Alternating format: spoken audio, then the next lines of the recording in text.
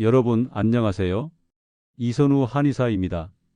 오늘 제가 여러분께 말씀드릴 이야기는 정말 무서운 이야기입니다. 혹시 여러분도 밥 드시고 나서 과일 드시는 분이 계시나요? 후식으로 사과나 배 같은 거 말이에요. 그런데 그 습관이 여러분의 건강을 크게 해칠 수 있습니다. 아니, 정말로 위험할 수 있어요. 30년 동안 한의사를 하면서 7,000명이 넘는 환자분들을 봤습니다.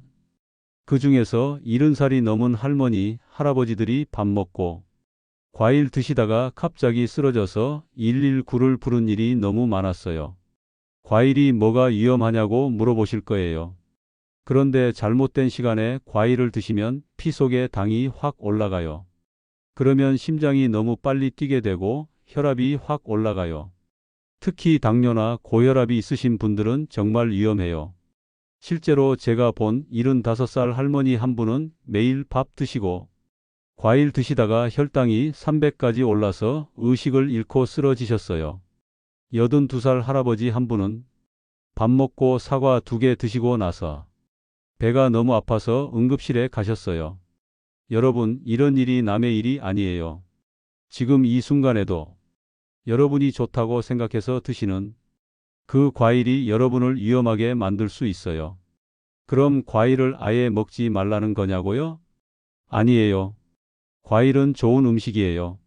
하지만 언제 먹느냐, 어떻게 먹느냐가 중요해요. 독이 될 수도 있고 약이 될 수도 있거든요. 오늘 이 영상을 끝까지 보시면 여러분이 안전하게 과일을 드시는 방법을 완전히 알게 될 거예요. 그리고 지금까지 얼마나 위험하게 과일을 드셨는지도 알게 될 거예요. 혹시 이 영상이 도움이 되시면 구독 버튼을 눌러주시고 좋아요도 꾹 눌러주세요. 더 많은 할머니, 할아버지들이 이 위험에서 벗어날 수 있도록 도와주시면 고맙겠어요. 그럼 지금부터 시작할게요. 여러분, 제가 왜 이렇게 간절하게 할머니, 할아버지들께 말씀드리고 있는지 아세요? 바로 제 장모님 때문이에요. 5년 전에 제 장모님은 68살이셨어요. 평범한 어머니셨죠. 자식들 다 키우시고 손자, 손녀들 돌보시느라 바쁘셨어요. 하루 종일 가족들 챙기시느라 본인 밥은 대충 드시고 남은 반찬으로 끼니를 때우시는 그런 어머니셨어요. 그때는 몰랐어요. 이런 생활이 할머니 몸에 얼마나 나쁜 일을 가져올지 말이에요. 장모님은 매일 하시는 일이 있으셨어요. 아침에 일어나시면 믹서기에 사과, 배, 바나나를 넣고 갈아서 마시는 거였어요. 몸에 좋다고 해서 그렇게 하셨대요. 그리고 매번 밥 드시고 나서는 반드시 후식으로 과일을 드셨어요. 과일이 소화를 도와준다고 알고 계셨거든요. 하루에 과일을 5개, 6개씩 드시는 게 당연한 일이었어요. 주변 할머니들도 다들 그렇게 드시니까 문제가 있다고 생각 안 하셨죠. 그런데 문제가 조금씩 생기기 시작했어요. 처음에는 작은 것들이었어요. 밥 먹고 나서 배가 더부룩하고 트림이 자주 나오고 배에 가스가 찬다고 하셨어요. 나이 들어서 그런가 보다 하고 넘어갔어요. 그런데 그 증상들이 점점 심해졌어요. 어느 날 장모님이 밥 드시고 과일 드시고 나서 갑자기 어지럽다고 하시더니 의자에 주저앉으셨어요. 급하게 혈당을 재어봤더니 280이 나왔어요. 정상보다 거의 2배나 높았어요. 병원으로 모시고 갔더니 의사가 말하더라고요. 당뇨 전 단계래요. 혈당을 조심해야 한대요. 68살에 갑자기 당뇨 소리를 들으신 거예요. 그게 끝이 아니었어요. 몇 달 후에 장모님이 새벽에 갑자기 가슴이 답답하다고 하시면서 119를 부르셨어요. 응급실에서 재어보니 혈압이 190이 넘어가 있었어요. 의사가 말하더라고요. 밥 먹는 방법과 생활을 바꾸지 않으면 위험하대요. 약을 먹기 시작해야 한대요. 한의사인 제가 장모님을 제대로 돌보지 못한다는 게 너무 부끄러웠어요. 혈압약, 당뇨약을 드시기 시작했는데도 증상은 나아지지 않았어요. 오히려 약 때문에 더 힘들어 하셨어요. 그때 저는 깨달았어요. 약으로는 한계가 있다는 걸요. 근본적인 원인을 찾아서 해결해야 한다는 걸요. 그 근본적인 원인을 찾기 위해서 장모님이 하루 종일 뭘 하시는지 자세히 봤어요. 그리고 무서운 사실을 발견했어요. 장모님이 건강에 좋다고 생각해서 드시던 과일들이 오히려 피 속의 당을 확 올리고 있었던 거예요. 특히 밥 먹고 드시는 과일들이 위에서 썩으면서 독을 만들어내고 있었어요. 아침에 마시던 과일 주스도 문제였어요. 갈아서 마시면 섬유질이 다 없어지고 당분만 빨리 흡수되어서 피 속의 당을 확 올리는 거였어요. 그뿐만 아니라 장모님이 자주 드시던 떡, 빵, 과자 같은 것들도 문제였어요. 이런 음식들이 장모님 몸 안에서 독이 되어서 쌓이고 있었던 거예요. 저는 그때부터 본격적으로 할머니, 할아버지들 밥 먹는 방법과 건강의 관계를 공부하기 시작했어요. 많은 책을 읽고 외국의 치료 사례들을 공부했어요. 그리고 하나를 확실히 알게 되었어요. 할머니, 할아버지들에게는 음식이 독이 될 수도 있고 약이 될 수도 있다는 걸요. 여러분, 지금 이 순간에도 여러분 몸 안에서는 무슨 일이 일어나고 있는지 아세요? 여러분이 건강에 좋다고 생각해서 드신 과일들이 여러분의 피속 당을 올리고 혈관에 무리를 주고 있을지도 몰라요. 특히 70살이 넘은 할머니, 할아버지들은 젊은 사람들과 달라요. 몸의 기능이 느려져서 과일의 당분을 제대로 처리하지 못할 수 있어요. 그래서 더욱 조심해야 해요. 하지만 절망하지 마세요. 장모님이 그 위험에서 벗어날 수 있었던 것처럼 여러분도 할 수 있어요. 그 비밀이 바로 오늘 제가 말씀드릴 할머니, 할아버지들을 위한 안전한 과일 먹는 방법에 있어요. 여러분, 제가 장모님의 건강을 되찾기 위해서 공부하면서 가장 무서운 사실을 알게 된 게 뭔지 아세요? 바로 우리가 매일 먹고 있는 음식 중에 살아있는 음식과 죽은 음식이 있다는 거예요. 마트에서 파는 대부분의 음식들, 포장되어 있는 음식들, 가공된 음식들, 이 모든 것들이 사실은 죽은 음식이에요. 왜 죽었다고 할까요? 생명력이 없기 때문이에요. 좋은 성분들이 다 없어지고 몸에 나쁜 것들이 가득 들어 있기 때문이에요. 이런 죽은 음식들이 우리 몸에 들어가면 어떻게 될까요? 소화하려고 우리 몸이 너무 힘들어해요. 그리고 제대로 소화되지 않은 찌꺼기들이 몸 안에 쌓이면서 독이 되어요. 이 독들이 바로 우리를 아프게 하는 원인이에요. 반면에 살아있는 음식은 뭘까요? 바로 자연 그대로의 채소와 과일이에요. 하지만 여기서 중요한 건 과일을 아무 때나 막 먹으면 안 된다는 거예요. 많은 분들이 이 부분을 모르고 계시죠. 과일은 식후 후식이다라고 생각하는 분들이 많아요. 밥 먹고 나서 이제 과일이나 먹을까 하시는 분들 말이에요. 이게 바로 큰 문제예요. 왜냐하면 과일은 다른 음식들보다 소화가 빨라요. 과일은 위에서 20분, 30분이면 소화되어서 아래로 내려가요.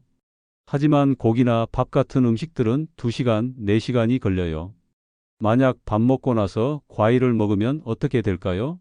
과일이 위에서 기다리면서 썩기 시작해요. 이때 생기는 게 바로 술과 독이에요.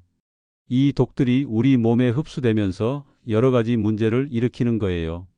실제로 제가 만난 많은 할머니, 할아버지들이 이런 잘못된 과일 먹는 방법 때문에 문제를 겪고 계셨어요. 소화가 잘 안 되고 배가 부르고 가스가 차고 이런 증상들의 원인 중 하나가 바로 잘못된 과일 먹는 방법이었던 거예요. 그렇다면 가공식품은 어떨까요? 가공식품의 가장 큰 문제는 썩는다는 거예요. 우리 몸 안에서 썩는다는 거죠. 예를 들어서 햄버거를 드셨다고 해봐요. 그 햄버거 안에는 썩지 않게 하는 약, 맛을 내는 가짜 조미료, 몸에 나쁜 기름 등이 들어있어요. 이런 것들은 우리 몸에 좋은 세균들을 죽이고 나쁜 세균들이 자라기 좋은 환경을 만들어요. 그 결과 우리 배 안에서 썩는 일이 일어나고 이때 생기는 독들이 피를 통해서 온몸으로 퍼져나가요. 이것이 바로 요즘 사람들이 겪고 있는 여러 가지 병의 근본 원인이에요. 반면에 신선한 채소와 과일은 어떨까요? 이들은 살아있는 좋은 성분을 가지고 있어요. 이 좋은 성분들이 우리 몸의 소화를 도와주고 몸의 기능을 활발하게 만들어줘요. 또한 몸에 나쁜 것들을 없애는 데 도움을 줘요. 하지만 여기서 중요한 건 어떻게 먹느냐예요. 아무리 좋은 과일이라도 잘못 먹으면 독이 될 수 있다는 거죠. 여러분, 이제 이해하셨나요? 음식을 고르는 것도 중요하지만 언제, 어떻게 먹느냐가 더욱 중요해요. 특히 과일의 경우에는 더욱 그래요. 다음에는 왜 자연의 힘으로 치료해야 하는지, 그리고 옛날 명의가 남긴 중요한 가르침에 대해서 말씀드릴게요. 여러분, 의학의 아버지라고 불리는 히포크라테스가 2500년 전에 남긴 말이 있어요. 음식으로 고치지 못하는 병은 약으로도 고칠 수 없다. 이 말이 얼마나 중요한 진리인지 아세요? 저는 30년 동안 한의사를 하면서 이 말의 의미를 점점 더 깊이 깨달아가고 있어요. 요즘 병원은 병이 생기면 약으로 증상을 막으려고 해요. 혈압이 높으면 혈압약을, 당뇨가 있으면 당뇨약을, 콜레스테롤이 높으면 콜레스테롤 약을 줘요. 하지만 이것은 근본적인 해결책이 아니에요. 제 장모님의 경우를 다시 생각해 보세요. 피속당이 높아지고 혈압이 올라갔을 때 의사들은 약만 주었어요. 하지만 약을 먹어도 증상은 나아지지 않았고 오히려 약 때문에 더 힘들어 하셨어요. 그때 저는 우리나라 전통의학의 근본 생각을 다시 떠올렸어요.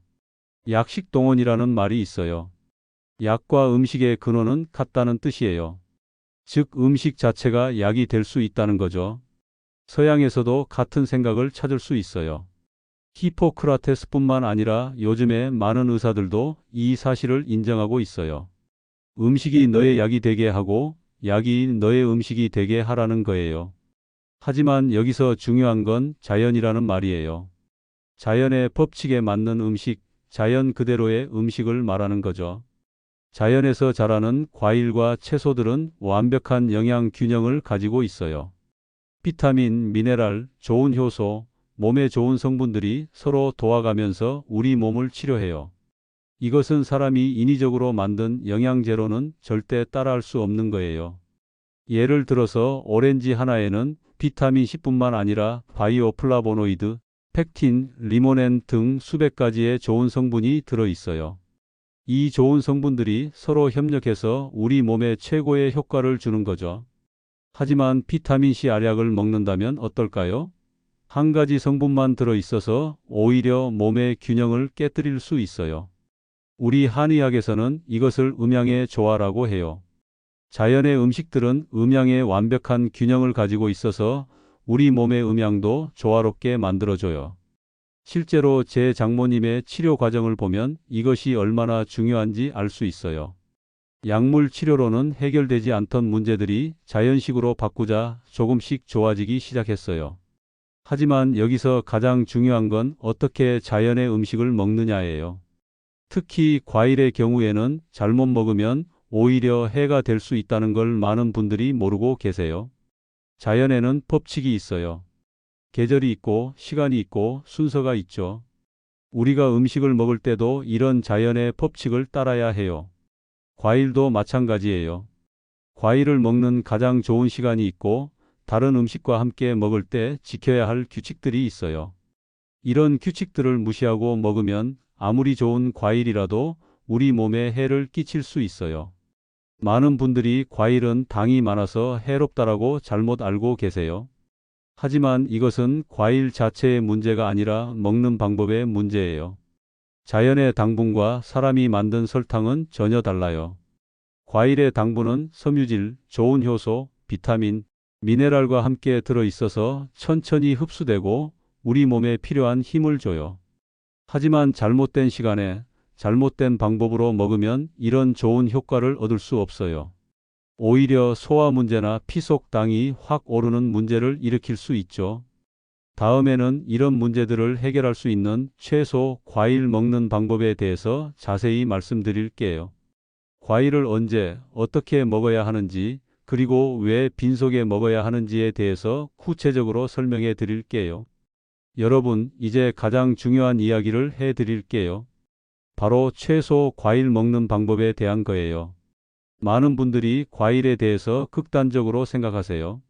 어떤 분들은 과일은 당분이 많아서 절대 먹으면 안 된다고 하고, 또 어떤 분들은 과일은 몸에 좋으니까 아무 때나 많이 먹으라고 해요. 하지만 두 가지 다 틀렸어요.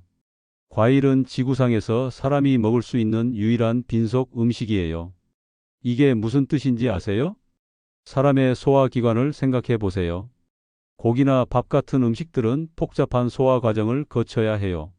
위에서 위산으로 분해하고 췌장에서 효소를 만들어내고 간에서 담즙을 만들어내고 이 모든 과정이 몇 시간씩 걸려요. 하지만 과일은 달라요. 과일은 이미 자연에서 미리 소화 과정을 거친 음식이에요.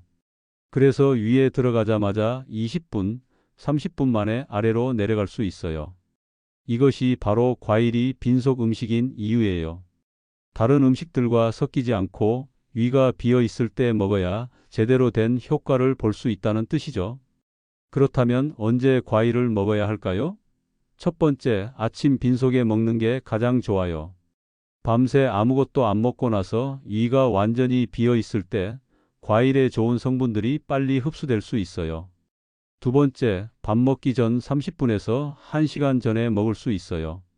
이때도 위가 비어 있기 때문에 과일이 빨리 소화돼요. 세 번째, 운동 전후에 먹을 수 있어요.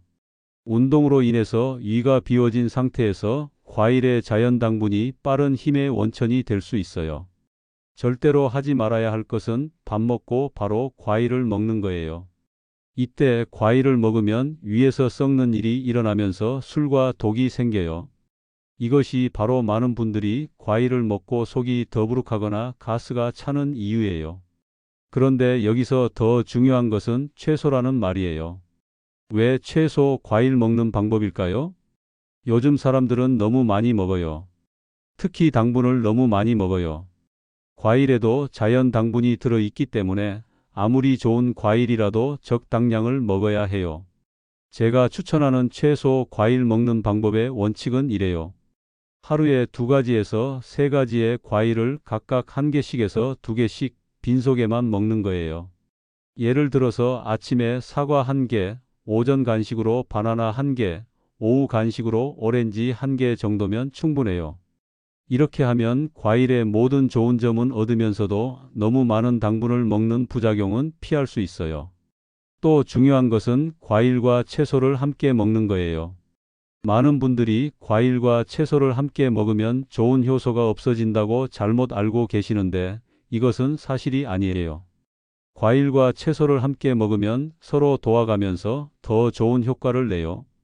과일의 자연 당분이 채소의 좋은 성분이 흡수되는 걸 도와주고 채소의 섬유질이 과일의 당분이 너무 빨리 흡수되는 걸 막아줘요. 실제로 제가 환자분들께 추천하는 방법 중 하나가 아침에 과일과 채소를 함께 갈아서 주스로 마시는 거예요. 이때 중요한 건 물을 많이 넣지 않고 과일과 채소의 비율을 3대 7 정도로 맞추는 거예요. 그런데 여기서 주의해야 할 점이 있어요. 모든 과일이 다 같은 건 아니에요. 당분이 많은 과일들은 더욱 조심해서 먹어야 해요. 예를 들어서 포도나 감 같은 과일들은 당분이 아주 많기 때문에 조금만 먹어야 하고 다른 과일들과 함께 먹지 않는 게 좋아요.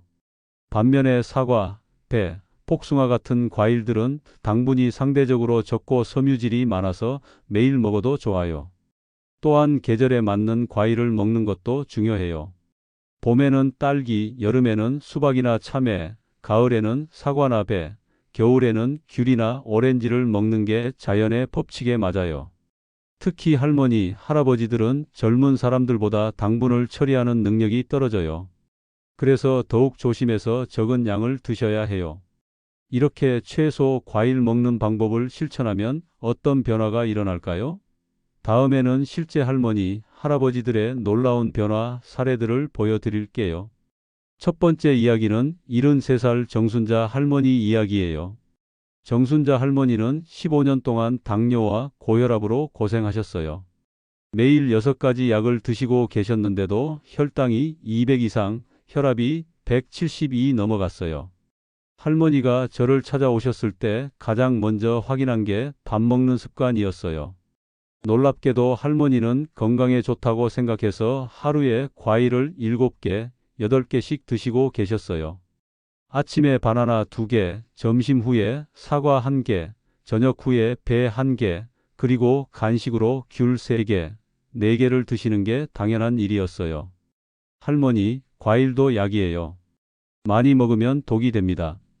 제가 이렇게 말씀드리자 할머니는 그럼 뭘 먹고 살라고 하시면서 당황해 하셨어요.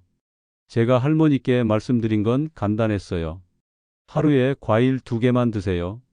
그것도 빈속에만 드시고 밥 먹고 나서는 절대 드시지 마세요. 그리고 과일 주스는 완전히 끊으세요. 처음에는 힘들어 하셨어요.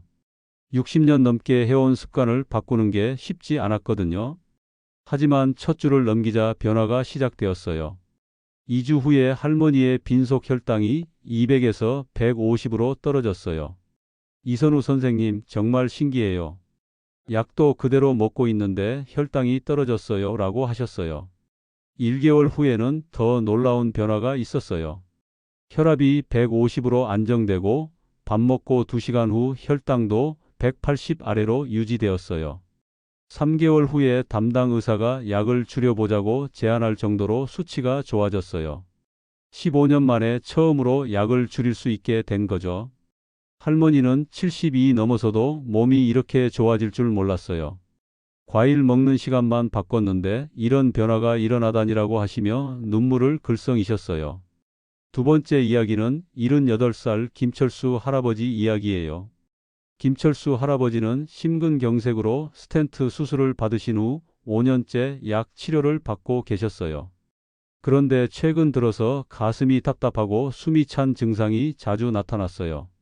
할아버지의 밥 먹는 습관을 확인해 보니 매번 밥 먹고 나서 소화에 좋다면서 과일을 드시고 계셨어요. 특히 밥 먹고 나서 사과나 배를 갈아서 드시는 걸 좋아하셨어요.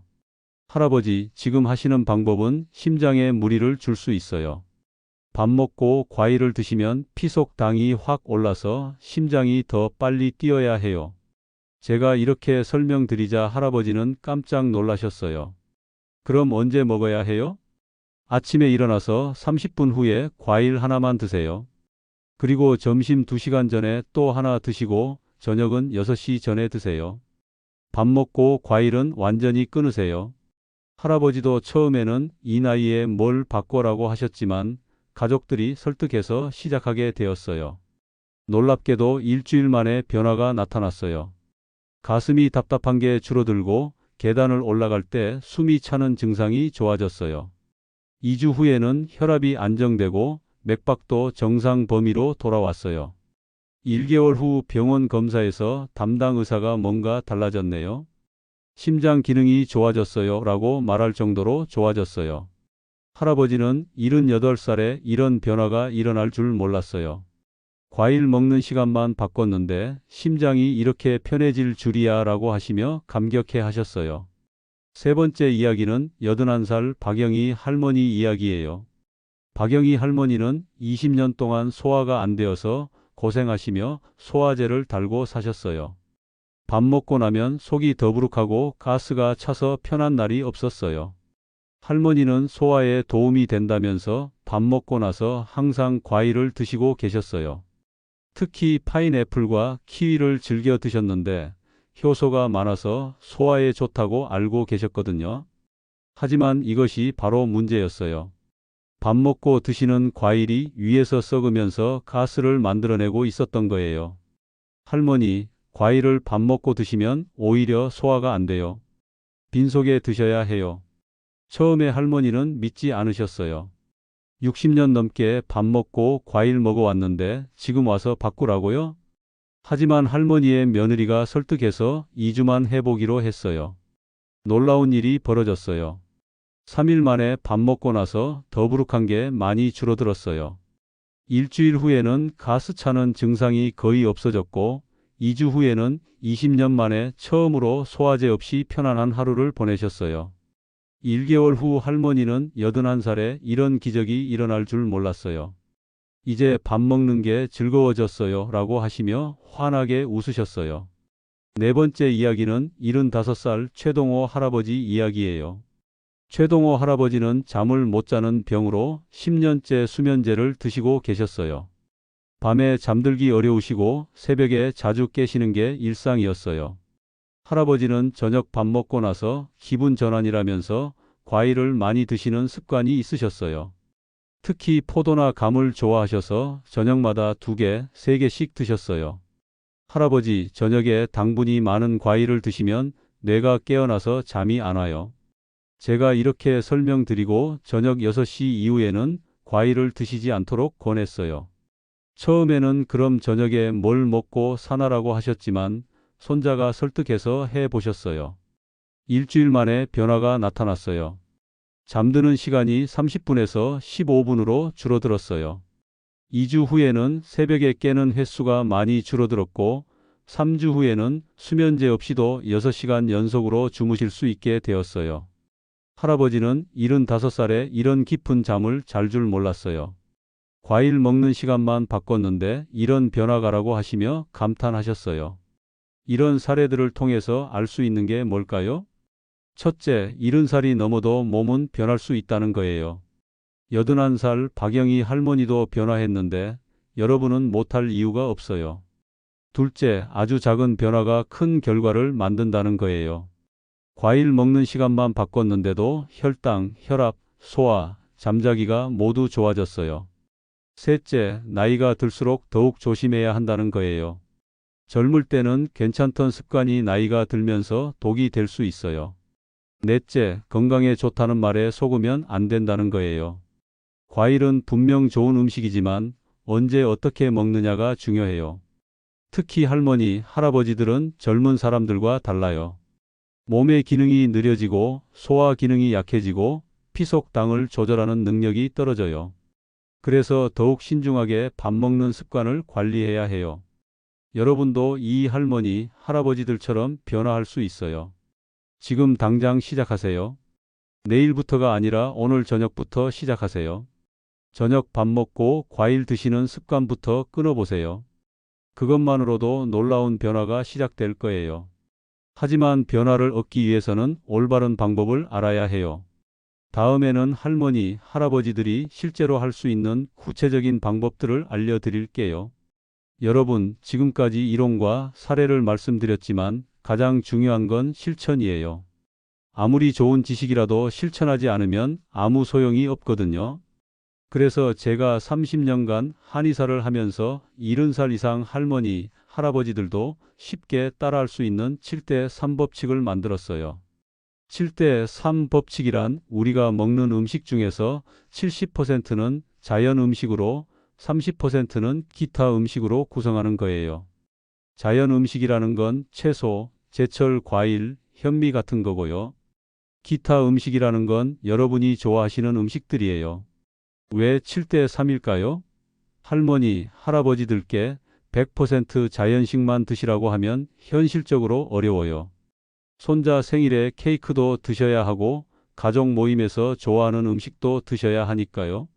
하지만 70%만 바꿔도 우리 몸은 충분히 변할 수 있어요. 나머지 30%는 여유분으로 두는 거예요. 할머니, 할아버지들을 위한 하루 밥 먹는 방법을 알려드릴게요. 아침은 오전 7시에서 8시 사이에 드세요. 일어나자마자 미지근한 물 한 컵을 마시세요. 30분 후에 제철 과일 1개를 드세요. 사과, 배, 귤 중에서 하나요. 1시간 후에 현미죽 1그릇과 나물 2가지, 된장국을 드세요. 오전 간식은 오전 10시에서 11시 사이에 드세요. 견과류 5개에서 6개 또는 작은 과일 1개를 드세요. 점심은 오전 12시에서 오후 1시 사이에 드세요. 현미밥 반 공기와 채소 반찬 3가지, 생선이나 두부 조금, 국물 요리를 드세요. 미역국이나 북어국 같은 거요. 오후 간식은 오후 3시에서 4시 사이에 드세요. 과일 1개나 차 1잔을 드세요. 바나나나 사과 같은 거요. 저녁은 오후 5시에서 6시 사이에 드세요. 현미밥 반 공기와 채소 위주 반찬, 국물 요리를 드세요. 7시 이후에는 물 말고는 아무것도 드시지 마세요. 중요한 규칙들이 있어요. 과일은 절대 밥 먹고 드시지 마세요. 저녁 7시 이후에는 물 말고는 아무것도 드시지 마세요. 과일 주스는 완전히 끊으세요. 하루 과일 먹는 양은 2개에서 3개를 넘지 마세요. 이제 7대3 법칙과 함께 할머니, 할아버지들이 실천해야 할 7가지 생활 습관을 말씀드릴게요. 첫 번째는 올바른 숨쉬기예요. 아침에 일어나서 방 창문을 열고 신선한 공기를 마시면서 깊게 숨을 쉬세요. 코로 3초 동안 들이마시고 3초 동안 멈추고 입으로 6초 동안 내쉬세요. 10번만 해도 몸이 깨어나요. 두 번째는 마음 다스리기예요. 화를 내면 혈압이 올라가요. 짜증이 날 때는 잠시 멈추고 괜찮다, 괜찮다라고 속으로 3번 말해보세요. 스트레스는 최고의 독이에요. 세 번째는 규칙적인 잠자기예요. 밤 9시에서 10시 사이에 잠자리에 들고 아침 5시에서 6시에 일어나세요. 할머니, 할아버지들은 젊은 사람들보다 일찍 주무시는 게 자연스러워요. 새벽 2시에서 4시 사이에 깊은 잠을 자야 몸이 회복되는 호르몬이 나와요. 네 번째는 아침 햇빛 쬐기예요. 아침에 일어나시면 15분에서 20분 정도 베란다나 마당에서 햇빛을 쬐세요. 햇빛은 비타민 D를 만들어줄 뿐만 아니라 우울한 기분을 없애주고 뼈를 튼튼하게 해줘요. 다섯 번째는 가벼운 걷기예요. 무리한 운동은 필요 없어요. 하루 30분 정도 집 근처를 천천히 산책하세요. 숨이 차지 않을 정도의 속도로 걸으면 돼요.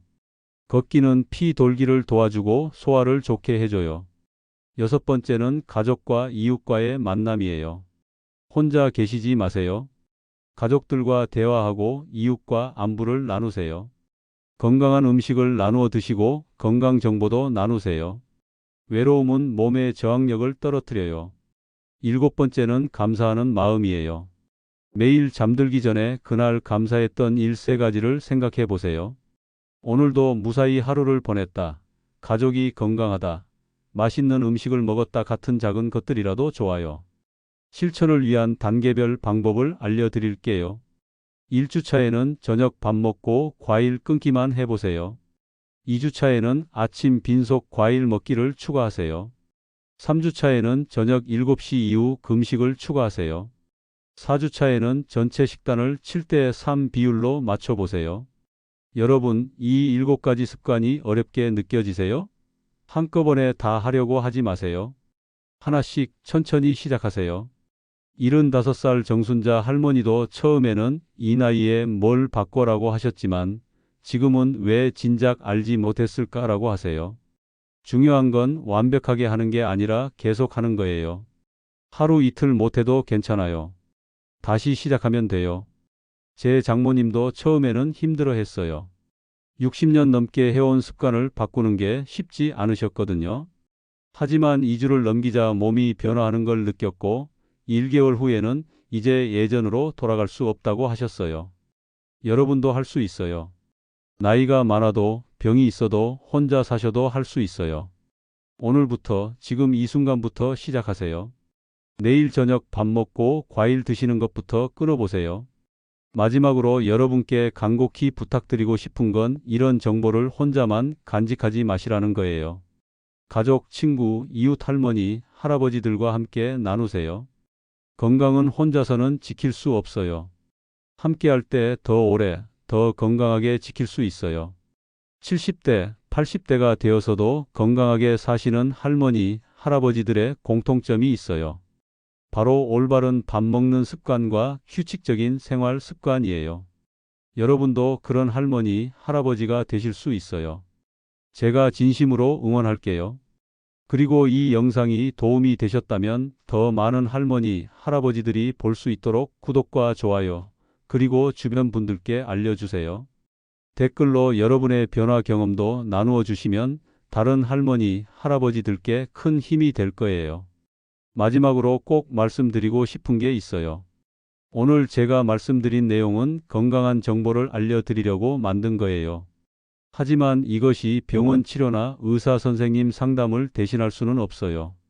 또한 사람마다 몸이 다르고 건강 상태가 다르기 때문에 같은 방법을 해도 결과는 사람마다 달라질 수 있어요. 그러니까 오늘 영상의 정보는 참고만 하시고 모든 실천은 여러분 스스로 생각하고 판단해서 하시기 바라요. 그에 따른 결과도 여러분 본인의 책임이라는 점 꼭 기억해 주세요. 여러분의 건강한 노년을 진심으로 기원해요. 감사합니다.